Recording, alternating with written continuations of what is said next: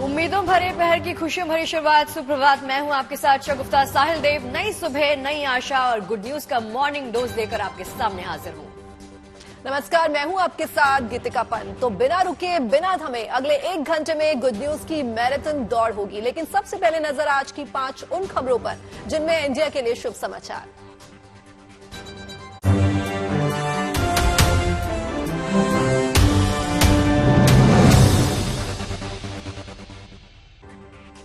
तो शुभ समाचार में आज बात उस धमाकेदार जीत की करेंगे जिसके साथ टीम इंडिया ने कई सारे रिकॉर्ड्स भी ध्वस्त कर दिए हैं। देर शाम टीम इंडिया ने वेस्टइंडीज को 5 विकेट की करारी शिकस्त दी है।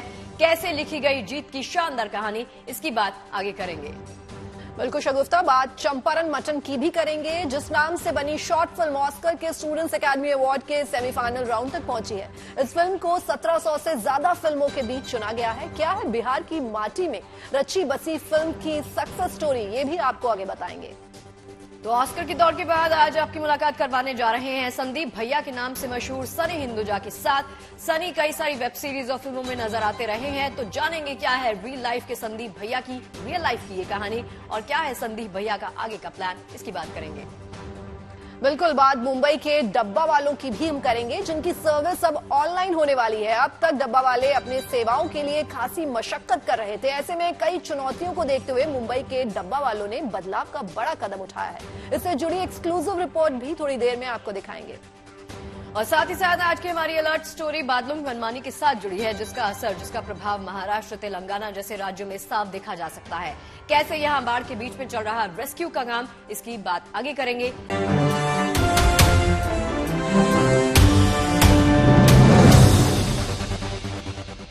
भारतीय फिल्म प्रेमियों के लिए गुड न्यूज आई है। Short film Champaran mutton Oscar की दौड़ में शामिल हो गई है। स्टूडेंट एकेडमी अवार्ड के सेमीफाइनल में पहुंचने वाली ये पहली इंडियन शॉर्ट फिल्म बन गई है।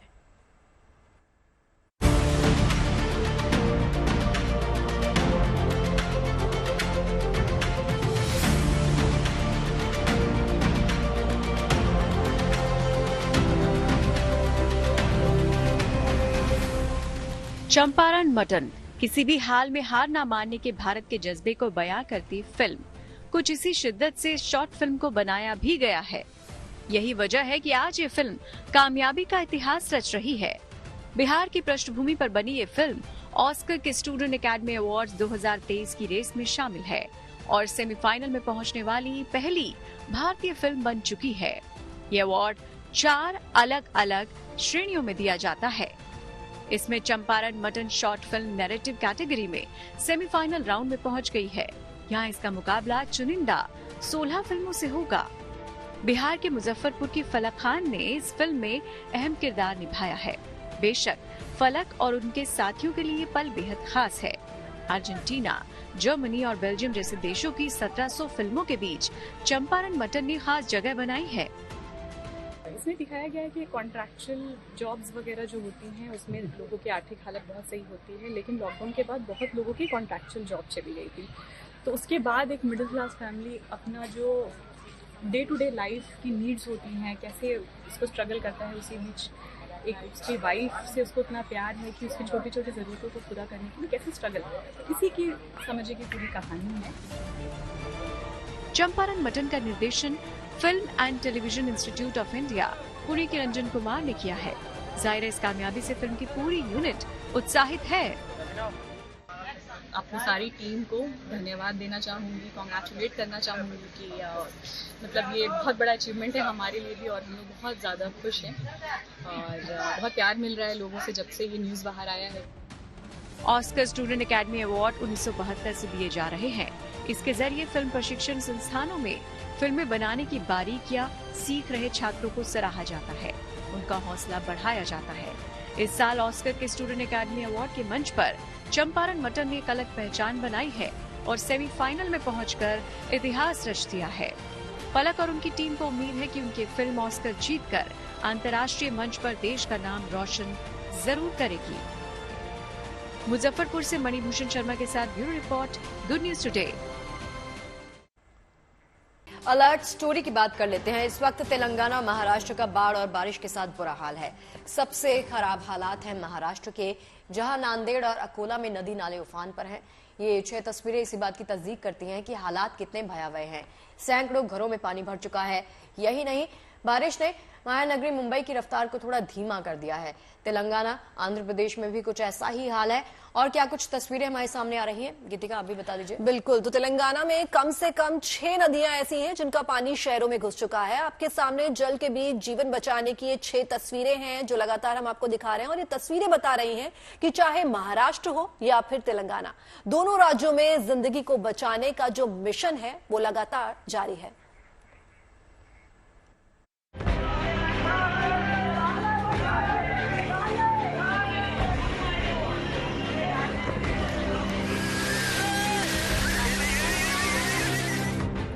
महाराष्ट्र में ये सावधान रहने का समय है, क्योंकि कहीं बाइक पानी में बही जा रही है तो कहीं गड्ढे खतरनाक होते जा रहे हैं। तेलंगाना में ये सावधान रहने का समय है, क्योंकि बरसात में कहीं गाड़ियां बाढ़ की चपेट में आ गई हैं, तो कहीं घरों में पानी घुस रहा है। पश्चिम और दक्षिण भारत में ये सावधान रहने का समय है, क्योंकि कई इलाकों में घर भी महफूज नहीं दिख रहे। महाराष्ट्र से लेकर तेलंगाना तक कुछ ऐसा ही हाल है, जहां देखो पानी ही पानी। जितनी दूर तक नजर दौड़ाइए आपको बाढ़ ही नजर आएगी। तेलंगाना में भारी बारिश को देखते हुए स्कूल कॉलेजों में आज छुट्टी दे दी गई है। वहां के खम में बरसात के बाद कुछ ऐसा हाल नजर आया। बाढ़ के हालात बनने के बाद एक शख्स को अपनी जान बचाने के लिए पेड़ पर चढ़ना पड़ गया। ऐसे में उसे बचाने के लिए लोगों ने साड़ियां बांधकर रेस्क्यू करने की कोशिश की। इस इलाके में लोगों को पानी से बचाने के लिए अपने घरों की छतों पर शरण लेनी पड़ रही है। इधर तेलंगाना के वरंगल से भी कुछ ऐसी ही तस्वीरें सामने आई। लोग गले तक पानी में डूबे नजर आए, लिहाजा वहां फंसे लोगों को निकालने का अभियान चलाया जा रहा है। इसके लिए टायर ट्यूब का भी सहारा लिया गया। हालांकि अब भी कई जगह लोग अपने बच्चों के साथ घरों में कैद होने को मजबूर हैं। रस्सियों से पकड़ लेके गए बच्चे पूरे, रस्सियों से आज 15-20 बच्चे हैं, वहाँ जाके करे। अब ये जो आइस वाले जो जवान जो आए ना, वो लोग वहाँ तक जाओ तो वहाँ तक नहीं जाके कुछ दूसरों को लाते बोल के गए। वो म्यूनसिपालिटी के उधर से आके निकालना है तो निकल सकते हो लोग बाहर। दोनों है अभी तो ऊपर सेप में है, यहाँ तक पानी है, लोग कमर बराबर, ये अपने सीने बराबर पानी आया। तेलंगाना के अलावा महाराष्ट्र में भी तस्वीरें जुदा नहीं है। मुंबई, ठाणे और हिंगोली समेत कई जगहों पर बरसात अपने चरम पर है। हिंगोली में हुई बारिश से कई जगह हालात बिगड़ गए। वहां के जटाशंकर मंदिर में बाढ़ का पानी घुस गया, जिसके बाद पुजारी और श्रद्धालुओं को निकालने में काफी मशक्कत करनी पड़ी। इस बीच हिंगोली में ही बाढ़ के पानी से बाइक निकालने की कोशिश कर रहे युवक की बाइक बहती दिखाई दी। हालांकि इस बाइक को बचाने की पूरी कोशिश की गई। एक और शख्स मदद के लिए भी आया कि तभी ये बाइक बह गई। इस बीच महाराष्ट्र के वर्धा में 4 लोगों का रेस्क्यू किया गया। ये भी बाढ़ के पानी में फंस गए थे। महाराष्ट्र में भारी बारिश को देखते हुए आज से 2 दिन तक भारी बारिश का अलर्ट है। वहां एनडीआरएफ की 13 टीमें तैनात की गई हैं। साथ ही पालघर और ठाणे में स्कूल कॉलेजों की छुट्टी रखी गई है। तो फिलहाल पश्चिम और दक्षिण भारत में बरसात से राहत के आसार नहीं है, लिहाजा प्रशासन ने लोगों को एहतियात बरतने की सलाह दी है। जाहिर है ये समय हर तरह से सावधान रहने का है, एक दूसरे की मदद में हाथ बढ़ाने का है। ठाणे से विक्रांत चौहान और हिंगोली से पंकज खेलकर के साथ bureau report, good news today. और मुंबईगरों को शुक्रवार सुबह भी बादलों की तरफ से राहत का पैगाम नहीं मिला। मौसम विभाग ने मुंबई के लिए आज ऑरेंज अलर्ट जारी कर रखा है, जिसका असर दिखने भी लगा है। अब वहां कुछ इलाकों में बारिश हो रही है। तो अलग अलग जगह की तस्वीरें आपको दिखा रहे हैं, जहां से बारिश और बाढ़ की वजह से लोगों की जिंदगी दूभर हो गई है। वो तस्वीरें ठीक आपके सामने। हर इलाके में पानी भरा हुआ है, लेकिन रेस्क्यू मिशन लगातार जारी है। तो तेलंगाना के खम्मम में देखिए कई इलाके बाढ़ के आगोश में समा चुके हैं। आलम ऐसा है कि जिधर नजर दौड़ाओगे उधर दरिया जैसा नजर पाओगे। सड़कें तालाब बन चुकी हैं। अचानक आई बाढ़ की वजह से लोगों को अपने मकानों की छत पर रहना पड़ रहा है। बाढ़ के बीच में एक आदमी ने पेड़ पर चढ़कर अपनी जान बचाई, तो वहीं काफी देर तक बैठा रहा, लेकिन तेजी से बढ़ता जलस्तर उसकी चिंता बढ़ाए जा रहा था। बाद में एक मकान में मौजूद कुछ लोगों ने चादर और साड़ियों को बांधकर उसका रेस्क्यू करने की कोशिश की है।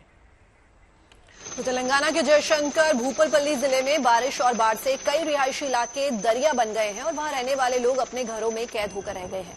वहां के ऐसे ही एक इलाके में फंसे लोगों की मदद के लिए सेना के हेलीकॉप्टर्स को बुलाना पड़ा। हेलीकॉप्टर्स ने बिना वक्त गवाए तुरंत मोर्चा संभाला और मुश्किल में फंसे लोगों की तरफ बढ़ गया और कुछ ही देर में मशक्कत के बाद सेना के हेलीकॉप्टर्स ने वहां फंसे सभी 6 लोगों को सुरक्षित एयरलिफ्ट कर लिया।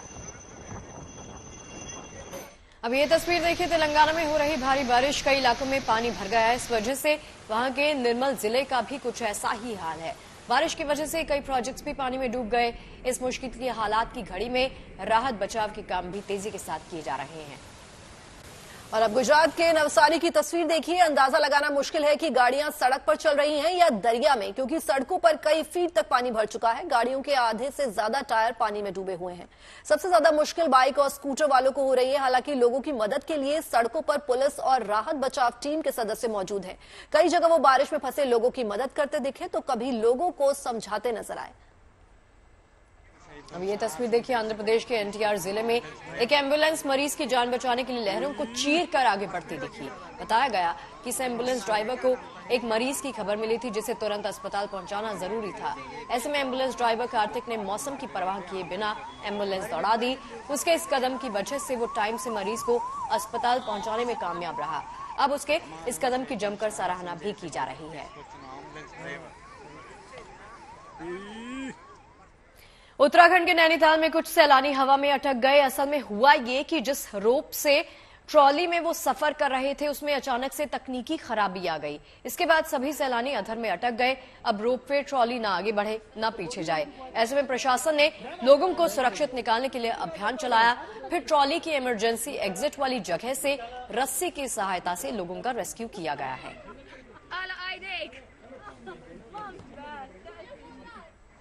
और अब बात दुनिया भर में फेमस मुंबई में डिब्बे वालों की। इनसे खाना लेने वालों के लिए एक गुड न्यूज है। अब वो ऐसे ऐप से अपना टिफिन मंगवा सकते हैं। मुंबई में घरों में और दफ्तरों तक टिफिन पहुंचाने की शुरुआत साल 1890 से हुई थी। तब डब्बा वाला नाम की एक संस्था ने इसकी नींव रखी थी। और अब ये गुड न्यूज मुंबई वालों के लिए।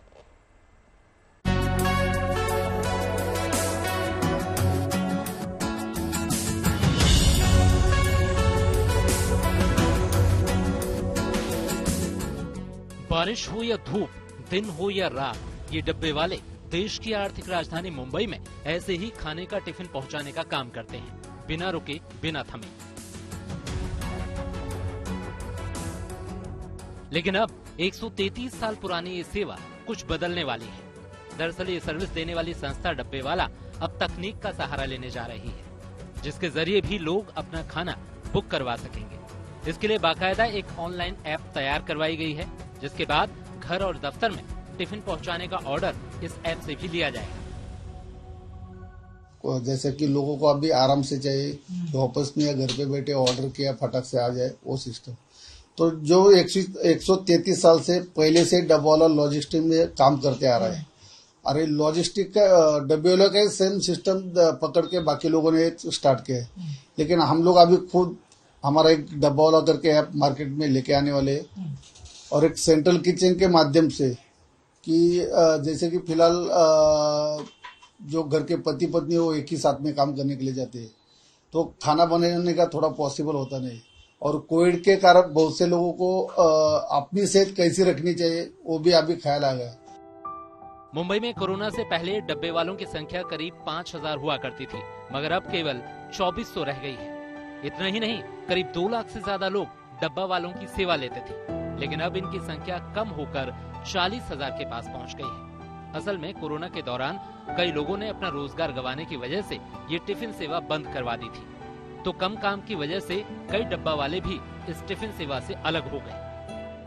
नहीं होता है, इसके लिए नाके पे काम करना पड़ता है ना, हमारा पेट नहीं भरता है, इसमें बहुत सारा काम करना पड़ता है। तो अभी कम पड़ रहा है ना, तो सबको नहीं मिलता है ना इतना। पहला लॉकडाउन के पहला 17-18 हजार मिल रहा था, अभी 10,000 मिलता है, तो 10,000 में नहीं फैमिली ये होता है ना। कहा जा रहा है कि ग्राहकों को फिर से जोड़ने और कर्मचारियों को वापस लाने के लिए ये ऐप कारगर साबित हो सकती है। इतना ही नहीं, ये ऐप कुछ घरेलू महिलाओं के लिए भी फायदेमंद होगी। वो भी खाना बनाकर इस ऐप की मदद से ग्राहकों तक पहुंचा सकेंगी। इससे उन्हें भी घर बैठे एक रोजगार मिलेगा। जो कुछ घरेलू महिलाएं कि जो घर पे बैठ के उनको रोजगार नहीं है, तो उनके माध्यम से बना हुआ खाना हम लोग कस्टमर के पास हमारा जो ऐप है उसके माध्यम से हम लोग पहुंचाने वाले हैं। और इसमें हमारे लोगों को जो हमारे लोग अभी जो दूसरी जगह पे काम कर रहे हैं वापस उनको लाने की भी इसमें कोशिश करेंगे। जो महिलाएं घर पे बैठी है उनके लिए भी एक रोजगार की संधि उपलब्ध करके देंगे, जाकि उनका अच्छी तरह घर चल सके और हमारे लोगों को भी इनकम सोर्स बढ़ सके। यानी मुंबई के डब्बा वाले अपने पुराने लुक में दिखेंगे तो जरूर, लेकिन जरा हटकर। जब से डिलीवरी सर्विस शुरू हुई है तब से ये लोग मुंबई के हर कोने से लेके हर कोने तक पहुंचते हैं और लोगों का पेट भरते हैं। ऐसे में जो कोविड के बाद हालात बने, इनको अपना घर चलाना मुश्किल हो गया। ऐसे में ये लोग एक ही चीज कहते हैं कि हमसे डिलीवरी लीजिए, ये किफायती भी है, साथ ही साथ इनका पैटर्न डिलीवरी करने का भी अलग है। वहीं अब जल्द ही ये लोग ऑनलाइन ऐप लेके भी आ रहे हैं और जिससे जो कस्टमर्स हैं उनको आधुनिक चीजें भी मिलेंगी और वह मुंबई डब्बे वालों की सेवाओं का लाभ भी उठा पाएंगे। कैमरामैन प्रतीक के साथ पारस दामा, गुड न्यूज टुडे। दिल्ली के प्रगति मैदान का रुख कर लेते हैं, जहां पर 3 दिवसीय गिफ्ट्स वर्ल्ड एक्सपो की शुरुआत हुई है। उपहारों के इस मेले में बड़ी तादाद में लोग पहुंच रहे हैं। इस एक्सपो में क्या कुछ खास है आपके लिए, चलिए देख लेते हैं हमारे सहयोगी मनीष चौरसिया की ये खास रिपोर्ट। ये एक ऐसा एक्सपो है जहां पर आपको वो तमाम तरह के गिफ्ट्स दिखाई पड़ते हैं जो आप देते हैं या फिर किसी से लेते हैं। अगर आप कोई बड़ा फंक्शन करने वाले हैं या फिर जैसे कि त्योहारों का सीजन आ रहा है तो ये जगह आपके लिए बहुत खास साबित हो सकती है, क्योंकि यहाँ पर हर तरीके के गिफ्ट्स आपको मौजूद मिलेंगे जिनको देखकर समझकर आप ना सिर्फ खरीद सकते हैं बल्कि डायरेक्ट उस ब्रांड से आप सीधा कॉन्ट्रैक्ट भी कर सकते हैं। यहाँ पर 500 से ज्यादा एग्जीबिटर्स आ रहे हैं, 2000 से ज्यादा ब्रांड हैं और 20,000 से ज्यादा ऐसे प्रोडक्ट हैं जो कि गिफ्ट के रूप में दिए जाते हैं या फिर लिए जाते हैं। आपको बता दें कि यहाँ पर कॉर्पोरेट गिफ्टिंग या फिर किसी कम्युनिटी गिफ्टिंग के लिए या किसी इवेंट में गिफ्ट करने के लिए या फिर त्योहार में गिफ्ट करने के लिए जो चीजें आप करते हैं उन सभी चीजों के ब्रांड या फिर जो लोग हैं वो यहाँ पर मौजूद हैं। तस्वीरें आपको हम दिखा रहे हैं और यहाँ पर आप जब पहुँचेंगे तो आप बड़ी बात ये है, फायदा ये है कि जैसे आप बाजार में जाते हैं, दुकानदार के पास जाते हैं तो आपको दुकानदार का मार्जिन भी वहाँ पर पे करना है, लेकिन जब आप गिफ्ट एक्सपो में आते हैं और आप किसी बड़ी चीज़, कोई बड़ा समारोह करने वाले हैं, वहाँ को गिफ्ट देना है, तो यहाँ पर आप सीधे उस ब्रांड से बात कर सकते हैं, उनसे कॉन्टैक्ट कर सकते हैं और उनसे आप गिफ्ट खरीद सकते हैं। तो अगर आपके घर में भी कोई फंक्शन है या फिर अगर आप कोई कंपनी रन करते हैं तो आपको कॉर्पोरेट गिफ्टिंग करनी है या फिर त्योहारों का सीजन आने वाला है तो आपको गिफ्ट देने हैं, तब प्रगति मैदान चले आइए। यहाँ पर आपको गिफ्ट के बहुत सारे ऑप्शंस मिल जाएंगे। कैमरामैन शैलेंद्र के साथ मनीष चौरसिया, न्यूज़ टुडे, दिल्ली।